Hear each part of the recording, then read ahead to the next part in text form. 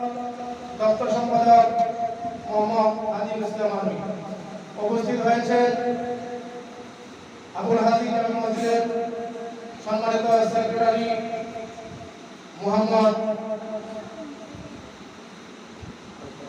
আলফাউদ্দিন সাহেব এবং উপস্থিত হয়েছেন মাদ্রাসার সম্মানিত তিনজন সদস্য উপস্থিত হয়েছে। তারা আজকে তোমাদেরকে দেখে খুবই আনন্দিত হয়েছে। তোমাদেরকে তারা অনেক স্নেহ করে। আজকে তাদের ঘরে তাদের এলাকায় থেকে তোমরা এখানে কোরআন শরীফ শিক্ষা প্রদান করতেছ।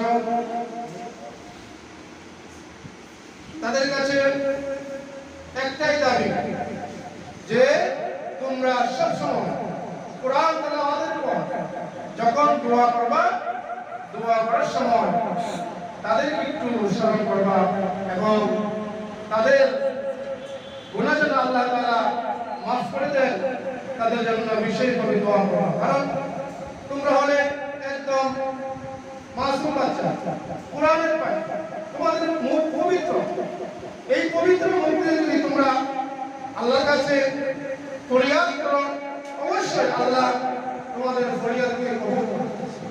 এতটুকু আশা নিয়ে তোমরা দেখতেছ এই এলাকাবাসী তোমাদের পিছনে, তোমাদের জন্য, তোমাদের লেখাপড়ার জন্য, তোমাদের ভবিষ্যৎ যেন উজ্জ্বল হয়